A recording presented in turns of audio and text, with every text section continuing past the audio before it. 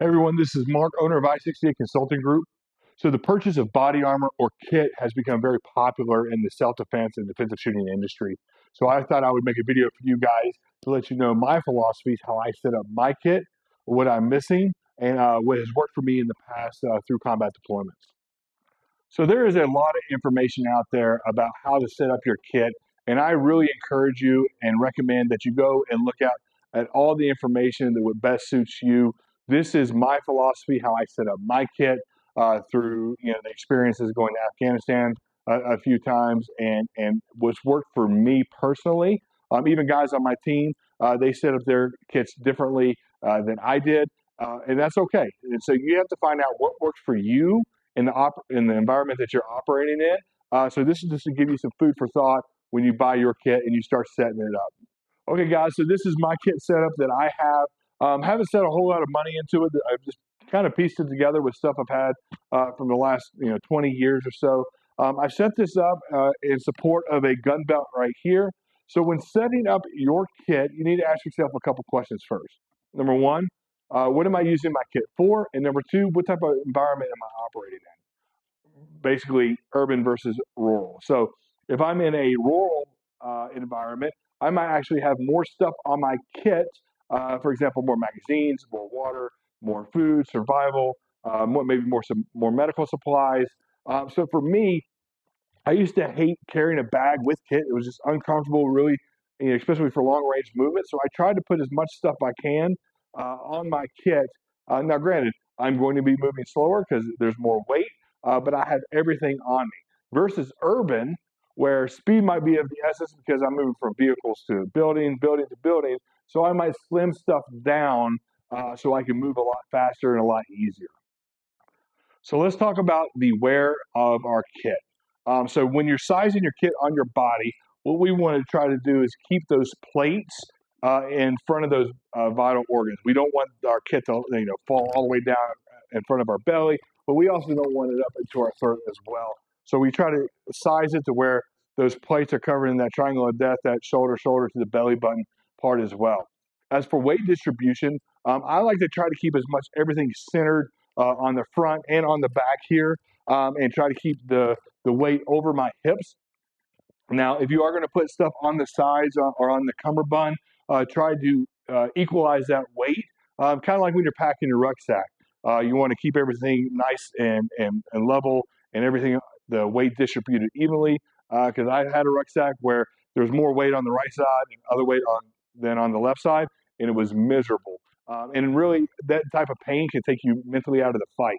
Also, we want our kit to be snug, so it's not sliding around as we're moving. One, as it starts to rub, it causes irritation, and two, that weight shifting back and forth can cause chronic injuries, or it can injure you right there on the spot.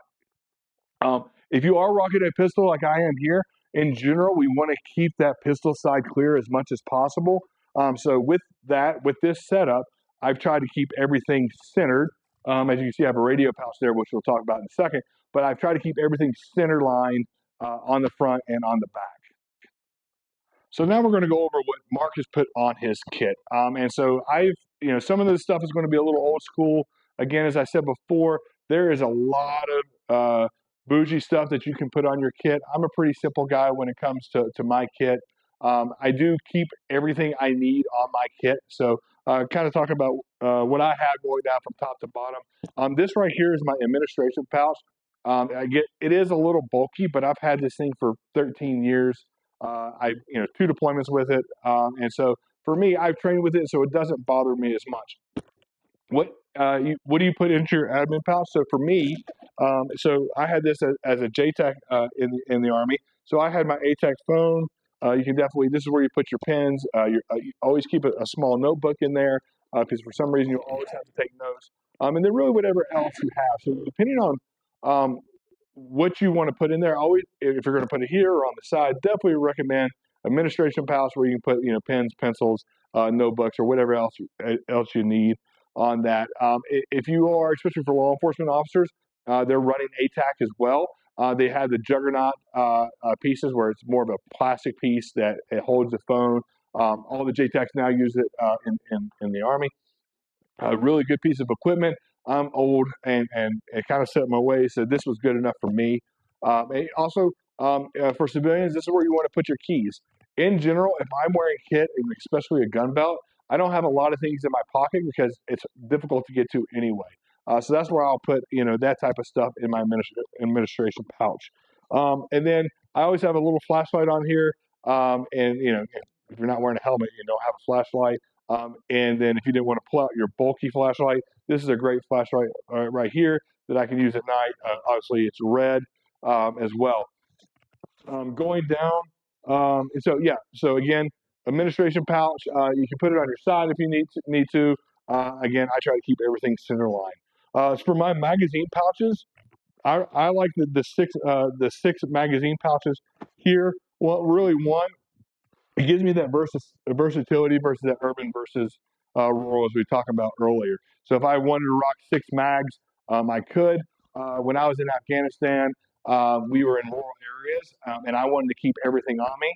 So really, and at that time, we didn't rock pistol belts very often because our engagements were more long distance. But I could carry, was it six, seven? I carried 10 magazines on me. I carried six here, one in my rifle, and then I had three in the back. It was probably a little bit of overkill, but for Mark, I was scared to run out of ammunition on the side of a hilltop. So that's what I have here. So radio pouches. Let's talk about radio pouches. This is a military radio pouch. I'm using it for just demonstration purposes.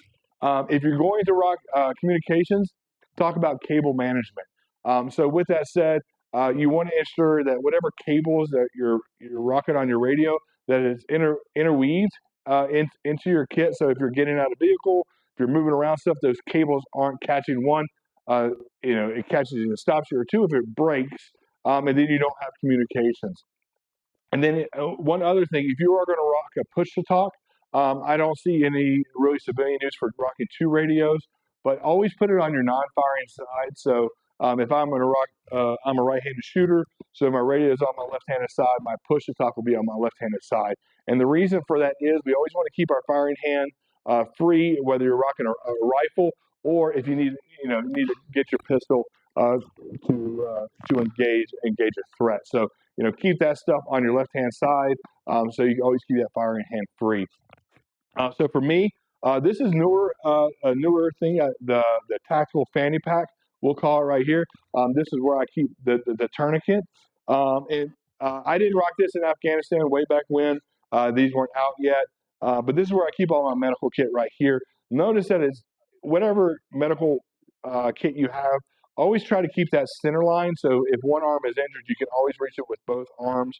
In 2012, our 18 Delta, absolutely brilliant. I don't know if he stole the idea or he came up with it himself, but we absolutely loved it. One of the things we did is for our IFAC or our medical kit, we vacuum sealed it and then we actually stuck it up underneath our plates. Obviously, back then, IEDs were a big threat. We didn't want, if you did get hit with an IED, we didn't want your medical kit blowing off of you. Having that vacuum sealed up underneath our plates, protected the medical kit, so either you could get to it or your medic could get to it as well. The con to that is it was a little bit difficult to get to, but that's the way it is. So that's kind of the front part of my kit. Notice that I have this side of my kit that is free, and the reason for that is that I free so I can get to my pistol, and there's nothing impeding the pistol if I need to draw. In Afghanistan, because our engagements were considered longer distance, I actually had more stuff on both sides of it, of my kit, and they were equal weight distribution. So I had my radio on this side, and then maybe something else over here with that equal weight. So that's really the front of my kit. A couple of things I'm missing on it. Some people like to rock a combat knife. Definitely recommend that. I don't have one. I have a pair of trauma shears right here that is kind of tucked into my side. It doesn't really bother me. I can still move and do whatever I need if I needed to use trauma shears in support of any type of medical. And so that is the front side of my kit. Again, everything is nice and center line. I can move around. Yes, is it heavy? Absolutely is heavy. But I now have the versatility for a long range movement or an urban movement, depending on what I have. Talking around in the back kit. So really, I don't carry much in the back. I do have this little pack in there. This is where I put my water, if I want to put extra magazines, a VS17 panel for marking my position. That's where I would put my survival kit and stuff like that. So that is where you know it's not immediate because I really can't get to it. If I need to get to it, I'd have to take my kit off, pull that stuff out, behind cover and concealment or whatnot. Talking about kind of our magazines here. So again, I like the 6, gives me the versatility to switch from 3 to 6. For this one right here, notice I have these two that are banded up, and this one is not. This one is what we would consider our fast mag if I need to reload my rifle. So your fast mag can be on your kit, or you can also rock it right here on your belt. Either way is fine. The only thing I would say is, however you're going to rock it, absolutely train with it.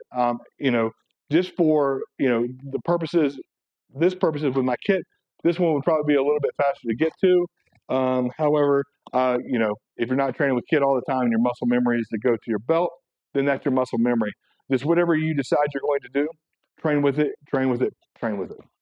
So now let's talk about our gun belt. So for me, I rock a sub-second gun belt. They're a Special Forces veteran-owned company out of Florida. Great guys, great materials. I would definitely take their belts to combat. This is my range belt that you've seen on other I-68 videos of us training. I actually got a new holster. If you notice in old videos, my holster used to be right on the belt higher up. But finally, I broke down and did the right thing and got a light on my gun. So that means I had to get a new holster. Got the Ragnarok from TX Arms. I haven't gone out and trained with it yet. Been doing some dry fire with it. Definitely love it. This holster actually couples with the kit a lot better because there is some separation.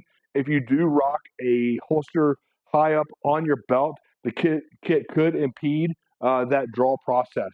Obviously I had this for my pro timer for range use. But yeah, that's the holster I have. On the other side, in general, I just normally rock 2 pistol mags. So really, I'd be carrying 3, 1 in the gun, 2 on my side here, and then my rifle mag. As we said before, depending on where you're going to use your fast mag, either the fast mag on your kit or on your belt, is fine. Just make sure you train that. So that is your muscle memory. So when you do go to that bolt lock reload, that you're not thinking about which way you're going to go. Definitely recommend a dump pouch. Whether for training on the range and also in real world scenarios. You can definitely put extra gloves in there. If you have to do a tactical magazine change, you can put that mag in there. Or one of the things we talk about in the advanced pistol course is you go here and then you turn the magazine around. So if you do have to use it, it's not a full mag. One of the things I am missing that I do need to get for my gun belt is a small medical pouch to put on the back here, because in real world scenarios, you might be out for more than one day. And if that happens, you're probably not wearing your kit 24 hours a day. And so with that said, that if you do take your kit off, you do have your gun belt on, at least you have some medical with you at all times, no matter what situation you're in. So I hope you've enjoyed this video of how Mark sets up his kit. Some of the ideas are old school that I've used in the past from 16 years being a Green Beret. I hope you found value in it. The biggest thing I would leave you with is that do your own research. There's so much information out there, some very credible sources. It's just when you decide to set up your kit, make sure you're efficient. Make sure that everything is on your kit has a purpose to it, because ounces make pounds, and we got to be able to move efficiently and effectively while wearing our kit. So thank you, and we'll see you on the range.